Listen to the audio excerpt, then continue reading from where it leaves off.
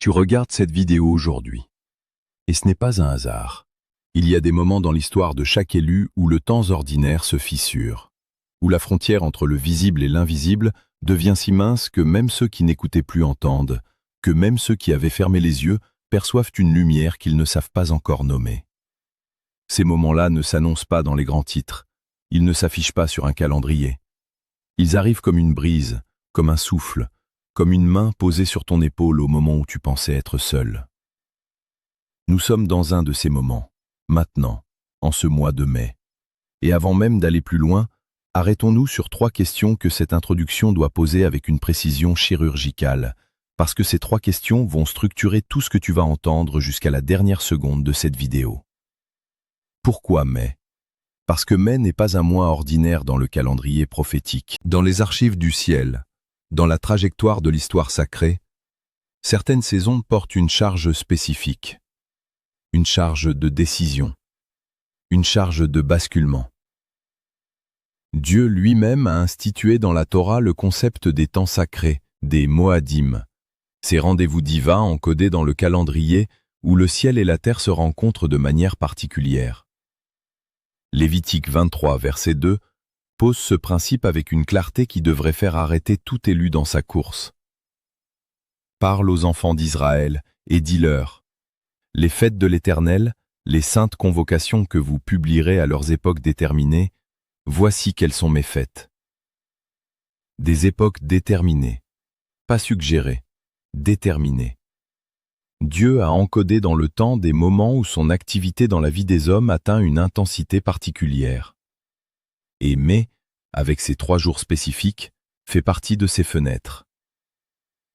Le prophète Habakkuk avait compris cette logique du temps sacré. C'est pourquoi il dit en Habakkuk 2, verset 3, « Car c'est une révélation dont le temps est fixé, elle marche vers son terme, et elle ne mentira pas. Si elle tarde, attends-la, car elle s'accomplira certainement. » Il y a un temps fixé. Et ce temps, il ne se répète pas indéfiniment. Il arrive. Et quand il arrive, il attend une réponse. Quand? C'est 3 jours. 3 jours précis. 3 jours qui, traversés les yeux fermés, sans discernement, sans la conscience de ce qu'ils portent, ressemblent à n'importe quelle autre page arrachée d'un agenda banal. Mais traversés avec les yeux de l'élu, traversés avec la conscience que tu n'es pas ici par accident, ces 3 jours deviennent une charnière, un pivot, un avant et un après dans la narration de ta vie. Pense à Esther. Il eut 3 jours de jeûne. 3 jours qui séparaient l'obscurité totale d'un peuple de sa délivrance absolue. Esther 4, vers 16 dit « Va, rassemble tous les Juifs qui se trouvent à Suse, et jeûnez pour moi, sans manger ni boire pendant 3 jours, ni la nuit, ni le jour. » 3 jours, pas 30, 3. Et l'histoire d'un peuple entier bascula dans ces 72 heures. Parce que les jours prophétiques n'ont pas besoin d'être nombreux pour être décisifs. Ils ont juste besoin d'être reconnus. Pense à Jonas dans le ventre du grand poisson. 3 jours. Jonas 1, verset 17. L'Éternel fit venir un grand poisson pour engloutir Jonas, et Jonas fut dans le ventre du poisson 3 jours et 3 nuits. 3 jours d'obscurité totale, suivis d'une résurrection de mission, d'un recommencement que rien dans sa situation ne laissait présager.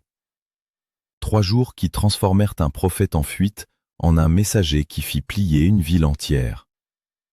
Et au-delà de tous les exemples, il y a le plus grand de tous. Jésus lui-même, 3 jours dans le tombeau. Matthieu 12, verset 40. Car de même que Jonas fut 3 jours et 3 nuits dans le ventre d'un grand poisson, de même le Fils de l'homme sera 3 jours et 3 nuits dans le sein de la terre.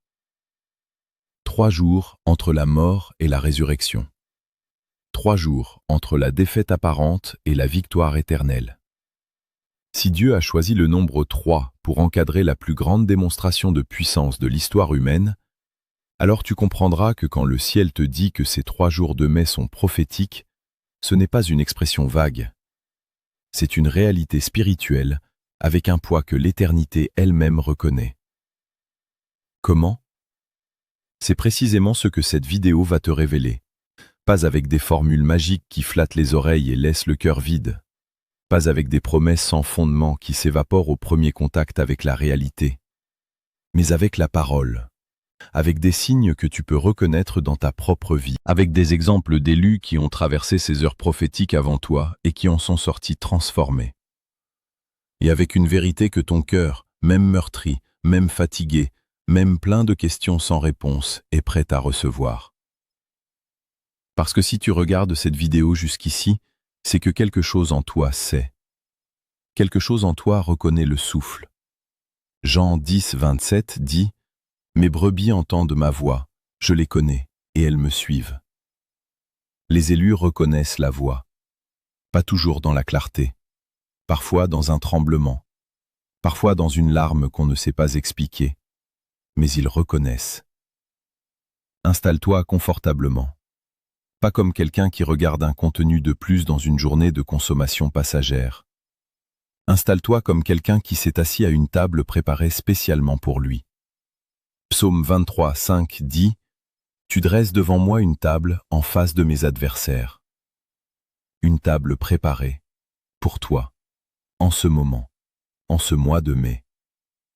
Coupe les distractions. Ce que tu t'apprêtes à recevoir mérite toute ta présence. Pas la moitié de ton attention partagée entre cet écran et 10 autres notifications.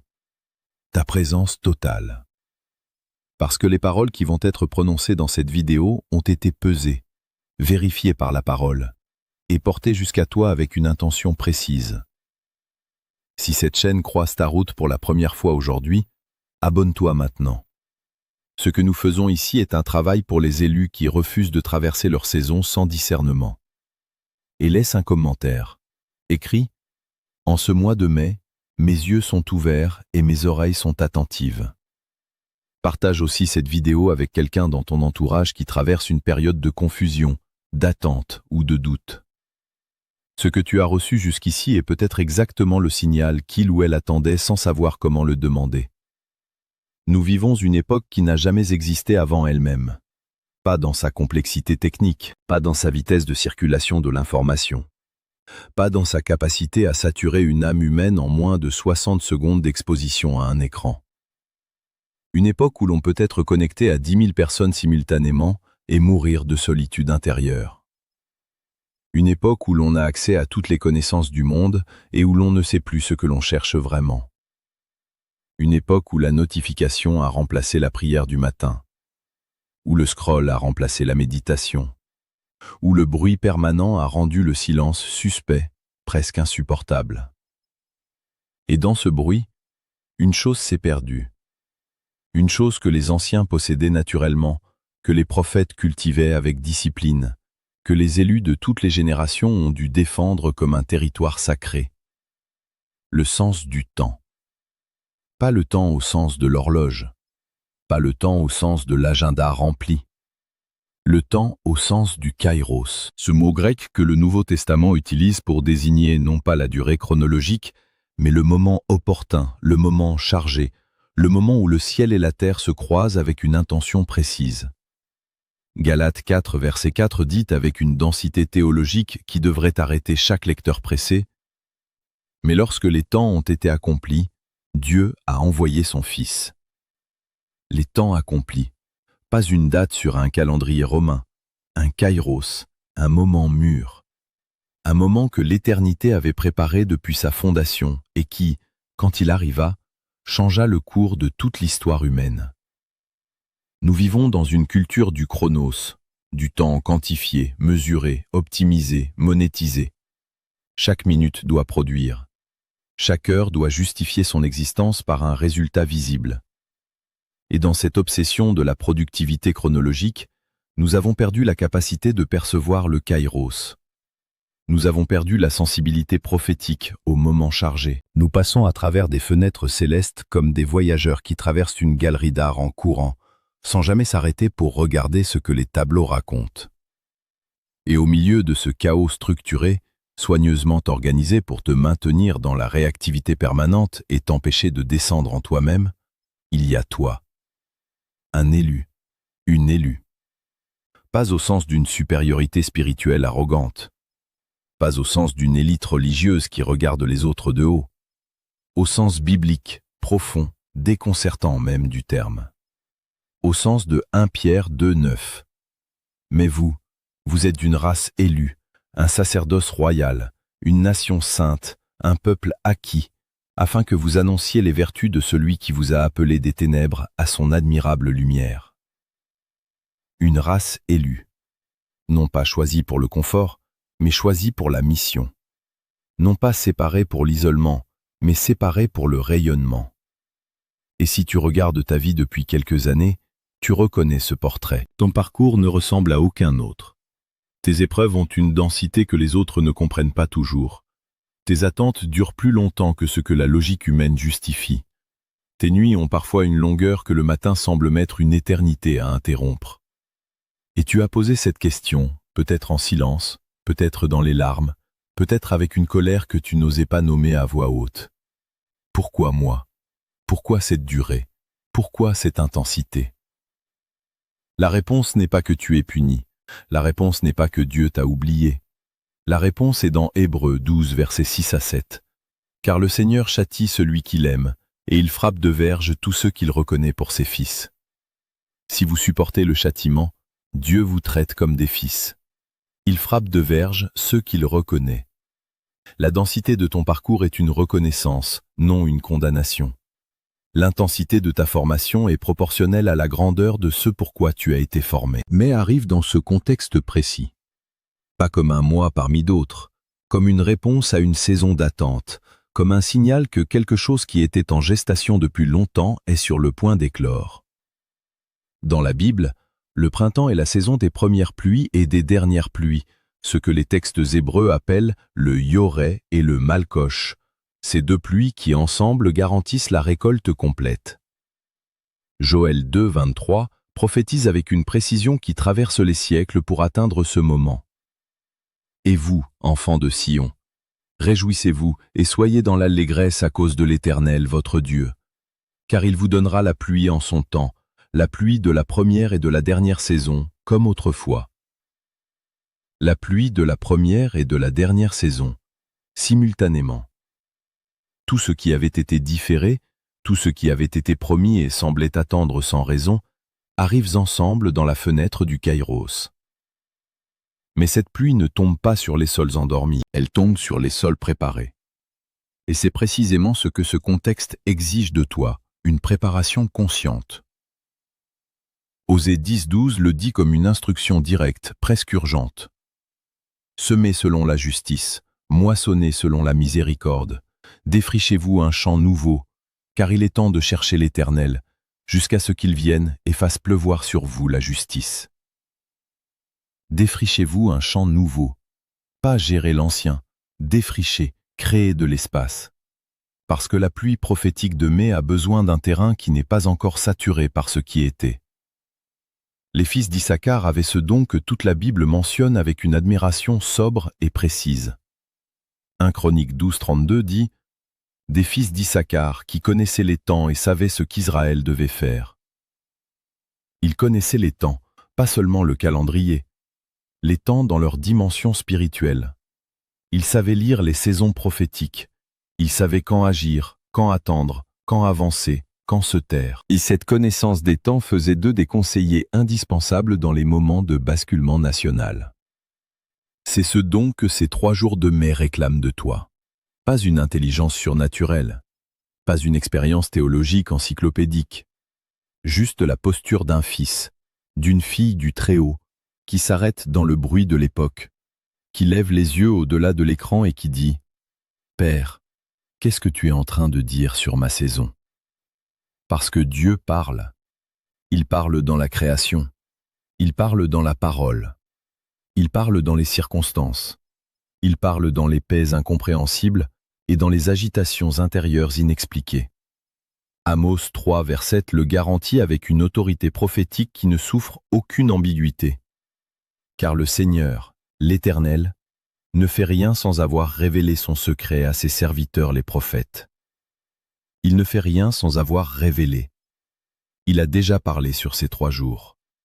Il a déjà encodé dans la trame de ce mois quelque chose qui te concerne directement. Et cette vidéo n'est que le véhicule que le ciel a choisi pour que cette parole te parvienne là où tu es, avec la clarté qu'il te faut pour ne pas passer à côté de ton heure. Arrêtons-nous, respirons, parce qu'il y a une question que cette vidéo doit te poser et que seul toi peux répondre dans l'intimité de ton cœur. As-tu reconnu les signes? Parce que le ciel ne parle pas seulement dans les grandes visions nocturnes, dans les prophéties publiques ou dans les événements spectaculaires. Le ciel parle aussi dans les petites choses, dans l'insatisfaction persistante que tu ressens face à une vie qui devrait te suffire, mais qui ne te comble pas. Dans ce sentiment étrange que tu es fait pour autre chose, dans ces rêves qui reviennent, dans ces rencontres qui semblent arrangées par une main invisible. Il y a un prophète en toi qui cherche à s'exprimer, il y a un appel en toi qui frappe à la porte. Et la question n'est pas de savoir si Dieu t'a appelé, la question est, vas-tu répondre? L'introspection que ces 3 jours exigent de toi n'est pas une introspection de culpabilité.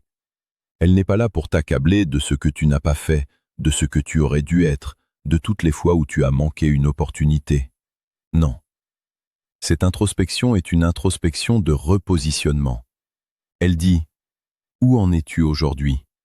Quelle est la distance entre l'homme ou la femme que tu es en ce moment et l'homme ou la femme que Dieu t'a appelé à être?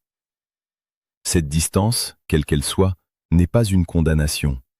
C'est une invitation. Les Lamentations 3 verset 40 disent « Sondons nos voies, examinons-les et retournons à l'Éternel. » Sonder, examiner, retourner. 3 verbes d'action. 3 étapes d'une introspection saine et productive. Non pas regarder ses blessures avec complaisance, mais les regarder avec clarté pour savoir vers où marcher. Et voici ce que cette introspection de mai te demande concrètement. Qu'est-ce que tu portes en toi que tu n'as jamais osé nommer à voix haute? Quelle est cette chose que tu sais, au plus profond de toi, que Dieu t'a demandé et que tu n'as pas encore accompli? Non pas par mauvaise volonté, mais par peur, par manque de confiance, par sentiment d'indignité. L'un des mensonges les plus destructeurs que l'ennemi plante dans le cœur des élus, c'est le mensonge de l'indignité. Ce murmure constant qui dit « Qui es-tu pour prétendre à cet appel? Regarde ton passé, regarde tes échecs, regarde ce que tu as fait. » Et pendant que tu regardes tout ça, les jours prophétiques passent, les fenêtres se ferment, et tu restes au bord de ta destinée, observateur de la vie que tu aurais pu vivre. Ces 3 jours de mai te disent « Arrête de regarder ce que tu n'es pas. Commence à croire ce que Dieu dit que tu es. » L'histoire de la foi est une histoire de jours prophétiques reconnus ou manqués. Regardons quelques-uns de ceux qui ont su saisir leurs fenêtres. Moïse. 80 ans dans le désert. 40 ans dans le palais de Pharaon, puis 40 ans à garder les troupeaux de son beau-père au milieu du néant.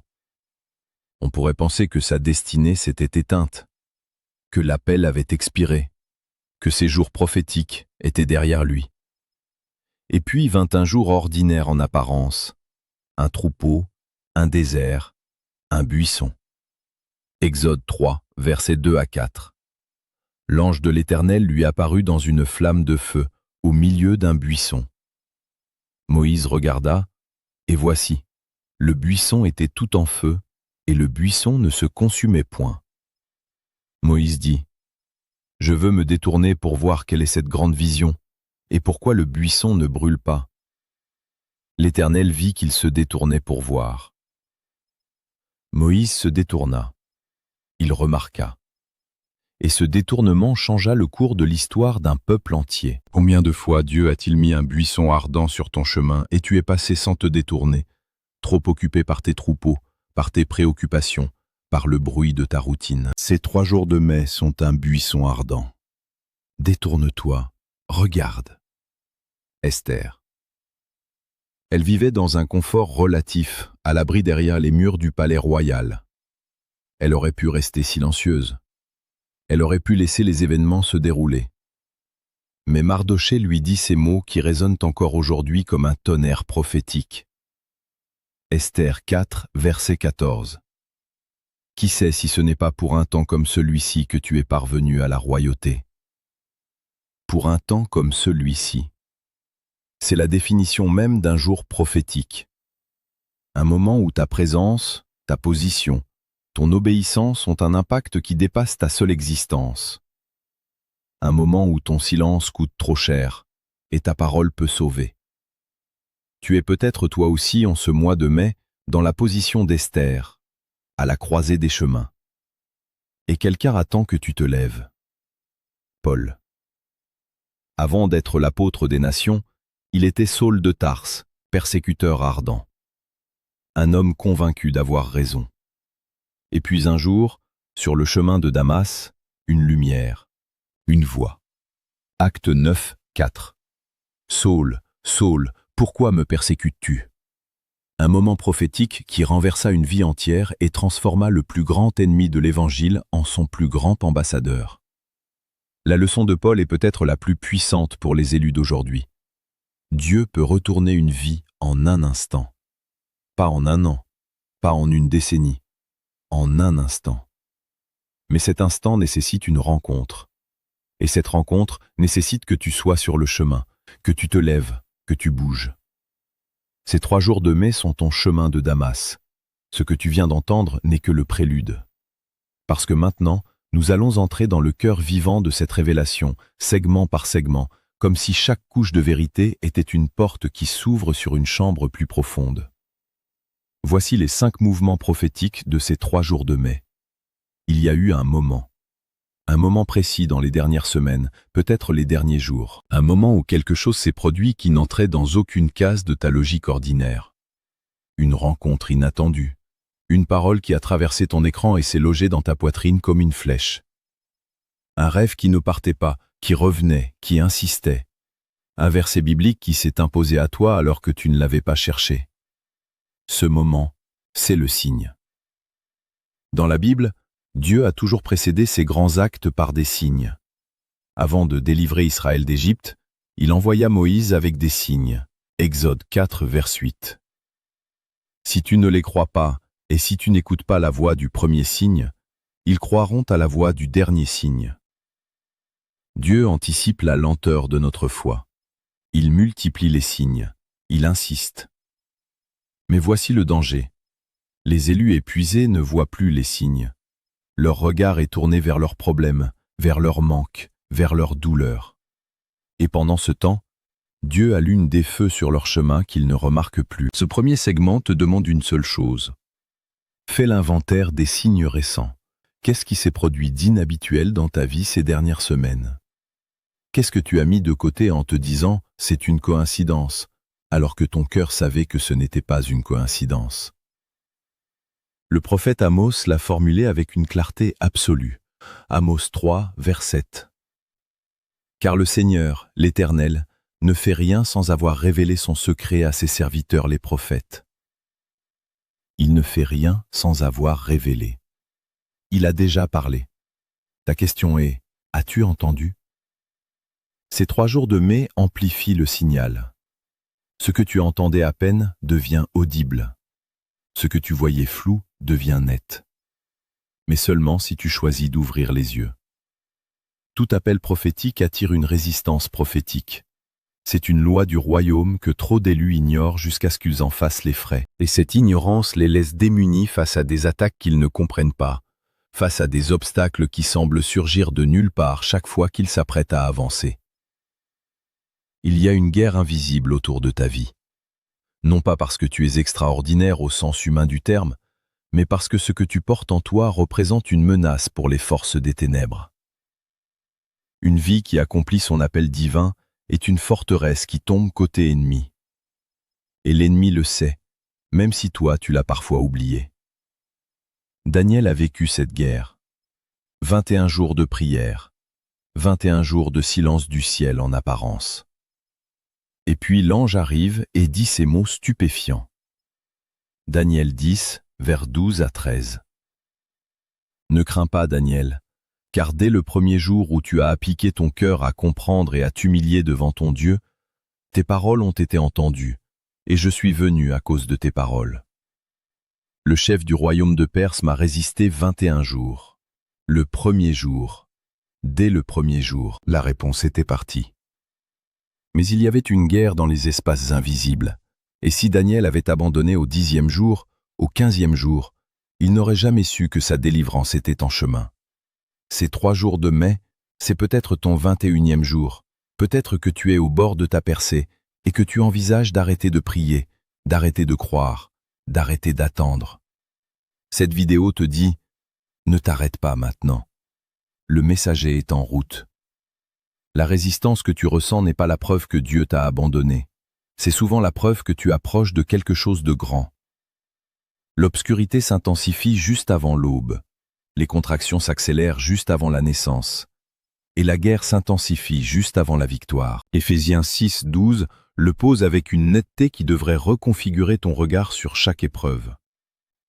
Car nous n'avons pas à lutter contre la chair et le sang, mais contre les dominations, contre les autorités, contre les princes des ténèbres de ce siècle, contre les esprits méchants dans les lieux célestes.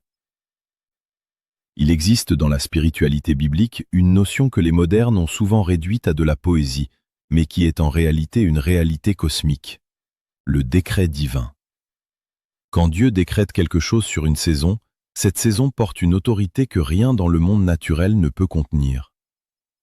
Ces 3 jours de mai portent un décret de retournement pour ceux qui ont pleuré trop longtemps, un décret d'ouverture pour ceux qui ont frappé à des portes fermées, un décret d'honneur pour ceux qui ont été humiliés, rejetés, sous-estimés, un décret de guérison pour ceux dont les blessures ont semblé incurables. Job, après tout ce qu'il avait traversé, après avoir perdu ses enfants, sa santé, sa réputation, ses amis, reçut ce décret. Job 42:10. L'Éternel rétablit Job dans son premier état, lorsqu'il eut prié pour ses amis. Et l'Éternel donna à Job le double de tout ce qu'il avait possédé. Le double. Non pas une restauration à l'identique, mais une amplification. Non pas un retour au point de départ, mais un avancement vers quelque chose de plus grand que tout ce qui avait existé avant. Et Job ne reçut pas ce double en restant passif. Il le reçut après avoir prié, après avoir intercédé même pour ceux qui l'avaient blessé dans sa détresse. L'acte prophétique de ces 3 jours pourrait bien être pour toi un acte de pardon, d'intercession, de lâcher prise sur une amertume qui t'a coûté des années d'énergie spirituelle. Ces 3 jours décrètent sur ta vie, c'est le moment du double. Pas le moment de la comparaison avec les autres, pas le moment de la jalousie ou du découragement, le moment de te positionner pour recevoir ce que le ciel a mis de côté pour toi depuis que tu tiens bon malgré tout. Personne ne veut entendre ce segment, mais c'est peut-être le plus important. Parce que l'une des grandes désillusions de la foi contemporaine vient d'une prédication qui a omis une vérité fondamentale du royaume. La gloire est toujours précédée d'une épreuve. Pas parfois, pas occasionnellement. Toujours. Joseph, favori de son père, porteur de rêves prophétiques, Genèse 37. Et avant que ses rêves ne se réalisent, il passa par la fosse, par l'esclavage, par la prison. Des années. Des années pendant lesquelles le ciel semblait muet et les promesses semblaient mortes. Et pourtant Genèse 50:20 déclara au bout du chemin, « Vous aviez médité de me faire du mal. Dieu l'a changé en bien, pour accomplir ce qui arrive aujourd'hui. » Ce que l'ennemi avait utilisé comme arme de destruction était en réalité un outil de formation. La fosse avait appris à Joseph l'humilité, l'esclavage lui avait appris l'excellence dans l'adversité. La prison lui avait appris l'interprétation des rêves dans l'obscurité. Tout ce qu'il avait souffert était une école dont le diplôme s'appelait « gouverneur d'Égypte ». Et toi, élu, ces épreuves que tu portes, ces années qui semblent perdues, ces douleurs qui semblent sans sens, regarde-les avec les yeux de Joseph au bout du chemin. Non pas avec les yeux de Joseph dans la fosse, avec les yeux de Joseph dans le palais. Ces 3 jours de mai sont peut-être la porte de sortie de ta fosse, mais tu dois traverser la porte. Tu ne peux pas rester assis au fond et espérer que la gloire descende dans ton obscurité. La gloire est de l'autre côté. Et ces jours te disent, lève-toi, marche vers la porte. Romains 8:18. J'estime que les souffrances du temps présent ne sauraient être comparées à la gloire à venir qui sera révélée pour nous. Nous sommes arrivés au cœur vivant de cette révélation. Ce segment est le plus concret, le plus pratique et peut-être le plus décisif. Parce que tout ce que cette vidéo a dit jusqu'ici n'a de valeur que si tu passes de l'émotion à l'action, que si tu passes de l'inspiration à l'obéissance, que si ces 3 jours ne sont pas seulement des jours que tu as traversés avec une belle vidéo en fond sonore, mais des jours où quelque chose a changé concrètement dans ta façon d'être, dans ta façon d'agir, dans ta façon de marcher avec Dieu. Voici ce que le ciel attend de toi en ces 3 jours. Premier acte, la consécration. Réserve du temps de qualité, hors du bruit, hors des écrans, hors des obligations, pour te présenter devant Dieu et lui dire simplement « Me voici, je suis disponible. Parle, car ton serviteur écoute. » Comme Samuel, comme Moïse, comme Esther qui demanda à son peuple de jeûner 3 jours avant de se présenter devant le roi. Deuxième acte, l'identification. Identifie la chose que tu ajournes depuis trop longtemps. L'appel que tu n'as pas encore lancé. La relation que tu dois réparer ou quitter. La décision que tu remets à demain depuis des mois. Nomme-la, écris-la. En nommant les choses, tu leur retires leur pouvoir de paralysie.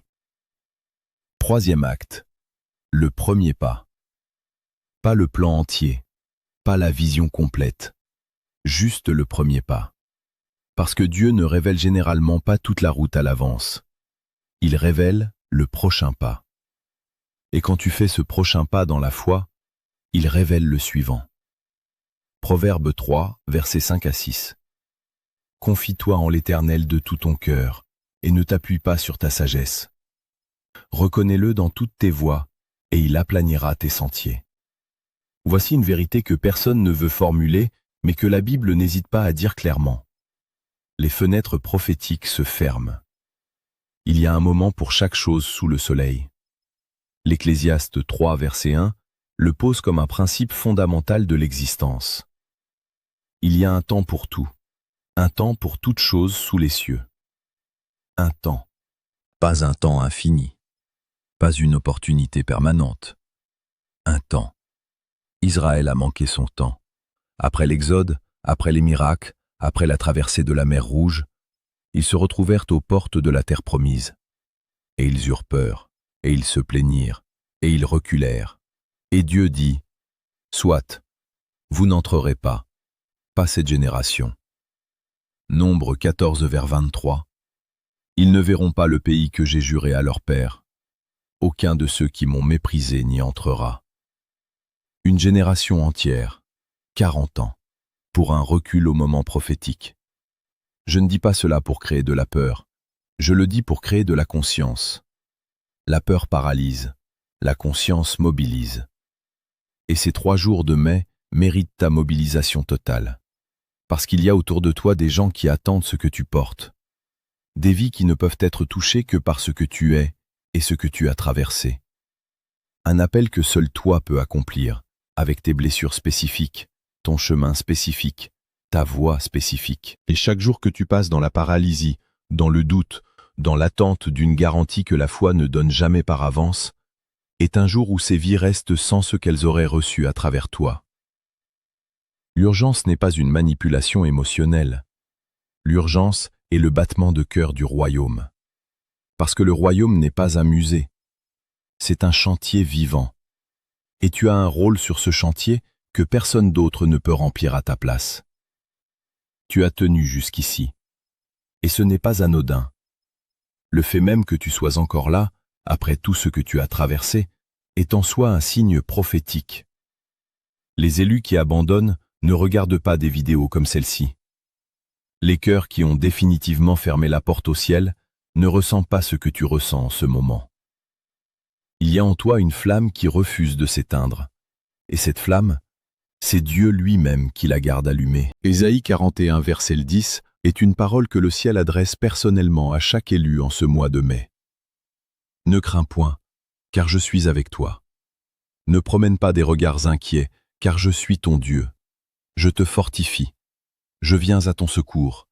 Je te soutiens de ma droite triomphante. Tu n'es pas seul. Tu n'as jamais été seul.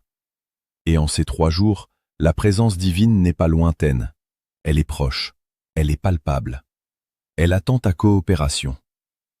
Alors voici ton encouragement pour ces 3 jours. Lève-toi avec une intention. Couche-toi avec une gratitude. Entre les deux, marche comme quelqu'un dont le ciel a dit « Cet élu m'appartient, et je veille sur chacun de ses pas. » Parce que c'est exactement ce que Dieu dit de toi. Pas de la version idéale de toi, maintenant, avec tes doutes et tes forces, avec tes cicatrices et ta lumière. L'action que cette vidéo te laisse est simple. Commence. Commence quelque chose. N'importe quoi dans la direction de ton appel. Un mot, une prière, un appel téléphonique, une décision. Commence. Ces 3 jours de mai ne sont pas une promesse vague, ce sont une adresse précise. Une adresse à ton nom, envoyée par un père qui connaît chacun de ses enfants par leur prénom, par leur appel, par leur destinée. Tu es arrivé à la fin de cette vidéo. Mais ce n'est pas une fin, c'est un commencement. Le commencement d'une saison où tu ne marcheras plus comme quelqu'un qui cherche à survivre, mais comme quelqu'un qui sait qu'il est attendu, équipé et accompagné. Apocalypse 3, verset 8 dit « J'ai mis devant toi une porte ouverte, que personne ne peut fermer. » La porte est ouverte. Elle est ouverte pour toi. Elle est ouverte maintenant. Abonne-toi à cette chaîne si tu veux continuer à recevoir des paroles qui nourrissent ta marche avec Dieu. Laisse un commentaire et écris « En ce mois de mai, je franchis la porte » et partage cette vidéo avec quelqu'un dont le cœur a besoin d'entendre que ces jours prophétiques n'ont pas expiré. Le ciel t'a à l'œil. Et en ces 3 jours de mai, il dit « Je t'ai vu, je t'ai entendu. C'est le moment.